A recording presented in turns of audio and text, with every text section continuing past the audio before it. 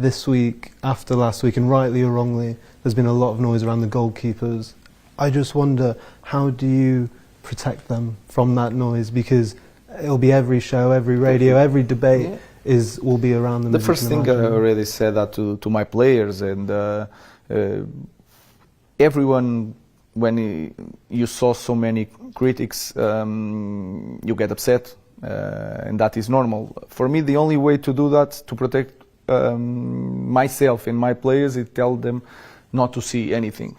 You have to be like a monk in this face of, especially when you have problems, and then to protect them is try to present the facts to the people, because sometimes you are creating a narrative.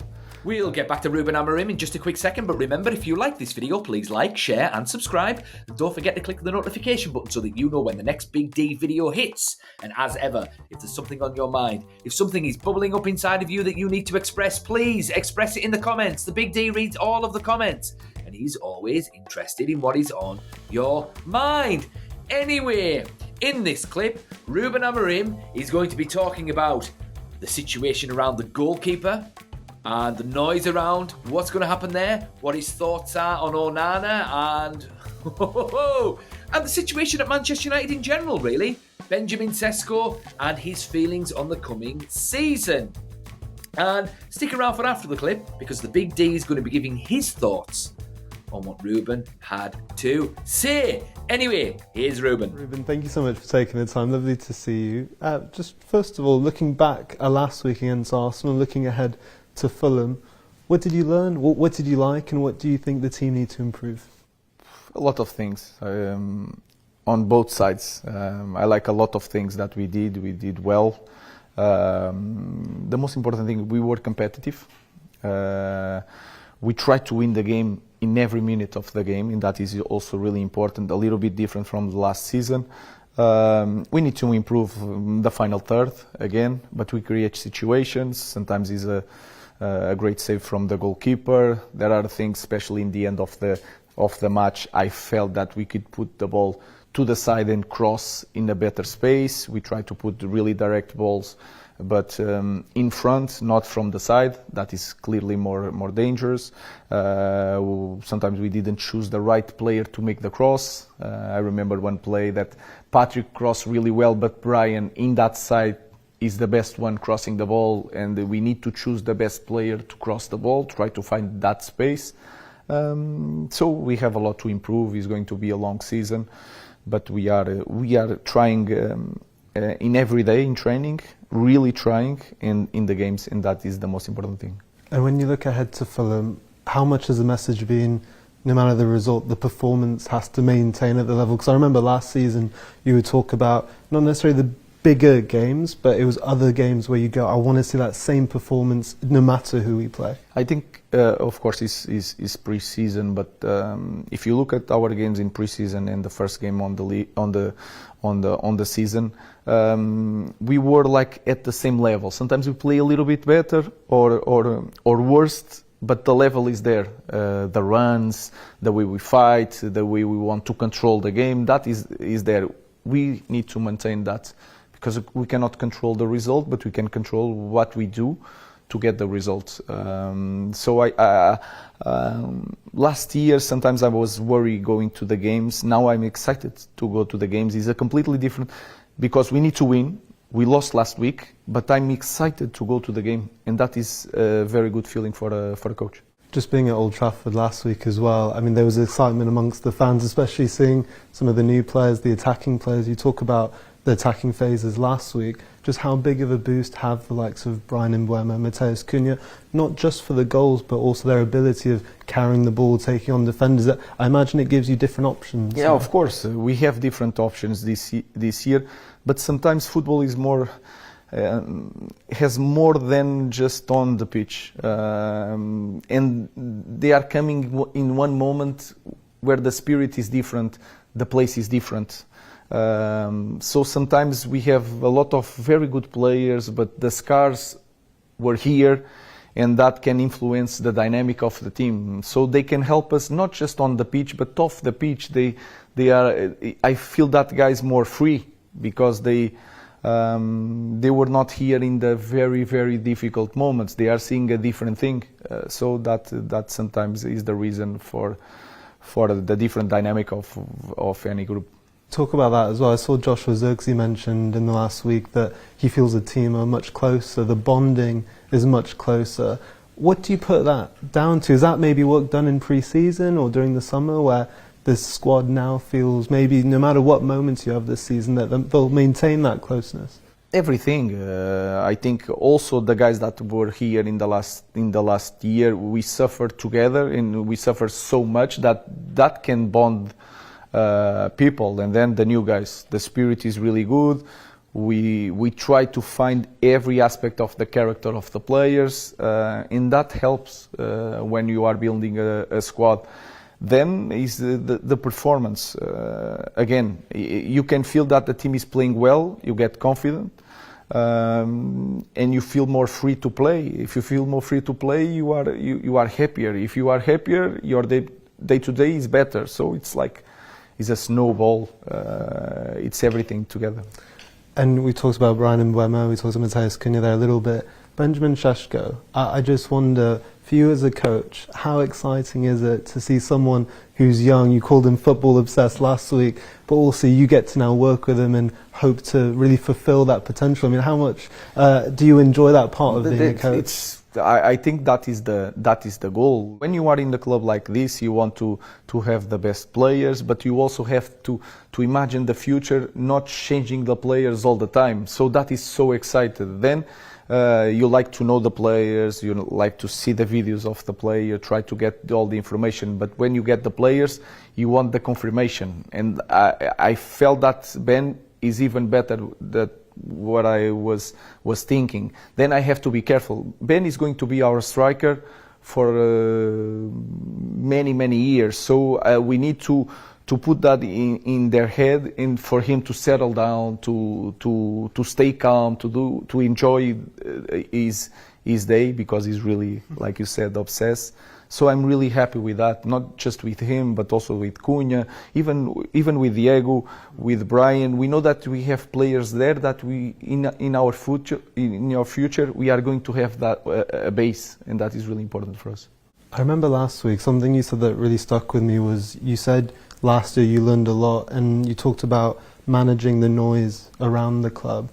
This week, after last week, and rightly or wrongly, there's been a lot of noise around the goalkeepers. I just wonder, how do you protect them from that noise? Because it'll be every show, every radio, every debate will be around them. The first thing I already said that to my players, and everyone, when you saw so many critics, you get upset, and that is normal. For me, the only way to do that, to protect myself and my players, is tell them not to see anything. You have to be like a monk in this phase of especially when you have problems. And then to protect them is try to present the facts to the people, because sometimes you are creating a narrative that is not true. And I think everyone here in our club, when we make a mistake, we say that we make a mistake, and we said it many times. But sometimes Altay had one mistake, but last year he had very good performance. So I try to show that to the players, and then try to battle that narrative. But in the end, is with the players. They have to enjoy his life, go to work, enjoy his family, and try not to see nothing on TV or on internet. And I know you have ultimate belief in Altay, Andre and Tom, and they will have a huge part to play, because Andre as well has African Cup of Nations in December, so whether he is playing every week or not, or it's Altay, they'll have a big part to play no matter what. Guys, in football, today one thing is true, next day is a lie, is completely different. So you always can change the way people see you. But for that, you cannot listen to anyone. You just have to put on the work, try to be focused, and things will change. If you have a performance, tomorrow nobody is going to remember about your mistake. They will talk about your moment. And this is our game. So we need to be prepared to do that. Again, the only way that I know is to try to just stay focused on the job and try to focus on different things when you are not training. We've talking about the attack, we're talking about the goalkeepers. I actually wanted to just ask you about the defence as well, because Harry Maguire said recently that he feels, as a squad, they're fitter, leaner, but also as a defence. I mean, so many people ask you about five at the back, or whatever it is, but he talked about how the players much more comfortable now, maybe with pre-season as well, sliding side to side, and maybe the physical aspect helping that. Is that actually one of the biggest improvements you've seen as well in terms of the team? We talk about the goals and attacking phase, but actually the defence being a lot more comfortable with what you'd like them. It's not just comfortable, the way the pace that they use to go up on the pitch when we kick one ball, that thing can change a game. The way we press, the way we defend. And you can see a lot of image against Arsenal is 1-against-1, and they can do it. I think we are defending better, not just because we are pressing better, but also our team is shorter in every moment of the game, and that is the responsibility of that is the defenders. So I feel that they are more comfortable. We had more time to prepare the small things. Last year was just thinking about the next one, and sometimes you need to look back and to work on the things that you are doing wrong. But we need to improve a lot more. So I'm really happy with the defenders. And just finally, Ruben, I mean, we're in this lovely room. We can see the history of Manchester United behind us with the amount of trophies. This season, I mean, we can talk about Europe and where you want to finish in the table, but what is success to you? Where do you see success for this squad going forward this season? Success is to win titles, and we don't know if we are going to achieve that. We are not in the moment that we can say we are clearly fighting for the league. We just need to get small steps, and small steps is to prepare every game like it's a final. And for us, it's a final. We have that pressure in this club. So in the end, I don't know what is going to be success. It depends if the way you are seeing the team. We just want to be really competitive, trying to dominate games, trying to score goals, not get our fans bored to see our games. So we have small things. If we put check, in the end, it's going to be better. That is the most important thing. And I think everyone knows that we have a goal, not for this season, but in the 3 years to win the Premier League. And we are going to get these steps done to reach that goal. But of course, in this club, you know that every week the narrative is going to be different. So we need to be prepared for that, block the noise, do the job, and try to win games. Ruben, as ever, a pleasure to speak to you. Thank you so much. One thing about Ruben Amorim that I do like is he knows exactly what to say and how to say it as well. He's honest when he needs to be honest, and he's also, what can I say, he's very political when he needs to be political as well. I mean, he's not necessarily outright criticising his goalkeepers, because he knows that he's going to be using those goalkeepers this season, and even though they have been rubbish, he's not absolutely destroying them, which he could actually do, because Marcus Rashford last season wasn't awful when he played. I mean, he wasn't making ridiculous mistakes like Andre Onana has been making, but the problem with Marcus Rashford was that he wasn't putting the effort in. And that Marcus Rashford's baseline is probably higher than what maybe Bayindir's baseline is, okay? So if Marcus Rashford put the effort in 100% all the time, he'd be a world-class world beater at the end of the day. But he wasn't putting the effort in, so he got criticised. He got told where to go, basically. Now, I get the impression that Bayindir and Onana, at the very least, even though they have been crap, they are putting the effort in, and they are going to be useful players, and they are probably going to be good to have around the squad in training and all of that good stuff. It's just, unfortunately, they're not at the standard that Manchester United need for the team to kick on and win titles and whatnot, which is fine, and I understand that. And that's probably the reason why Ruben Amorim is not absolutely destroying them or ostracising them or anything like that. Now, he does know, and we all know, it's plain to see that Manchester United need a new goalkeeper. It doesn't look like we're going to be going after Gianluigi Donnarumma. The word on the street that I've come across is that although we could probably afford him, and although he'd probably be interested in coming to Manchester United, Man United don't really want to be paying him £400,000 per week when they can get a younger goalkeeper who's going to be... Well, I'm assuming they're going to think that he's going to be the best goalkeeper in the world at some point, or at least one of them, when they can get him for a lot cheaper, and that's the guy Lammens from Royal Antwerp, who's about 23, so he's a few years younger than Donnarumma. Now, I don't know if this guy is going to be brilliant. I don't know. But if they get him in now, they can sort of ease him into playing for Manchester United. They can rotate him with Onana or with Bayindir and whatnot, and then just kind of gradually phase him in. And if he is as good as what they hope he's going to be, then they can sort of play him more and more and more and more. Like what Fergie did with David De Gea, because if you remember, David De Gea, he got thrown in at the deep end, and they got Anders Lindegaard as well, by the way, and it was going to be who's Fergie going to stick with? Is it going to be Lindegaard or is it going to be De Gea? Is it going to be De Gea or is it going to be Lindegaard? And they stuck De Gea in first. He had a bit of a shaky start, then he played Lindegaard every now and then as well, and then eventually David De Gea became the number one, and he was the number one for years and years and years. And I reckon that's what they'll probably do with this Lammens guy. But we'll see. But it's interesting what he's saying there. And yeah, I share Ruben Amorim's sort of optimism for this season. I'm quite excited for the Fulham game later on this afternoon. I really am, because we played really well against Arsenal. We absolutely dominated them, and we just couldn't finish, which has been our problem for the past 12 months.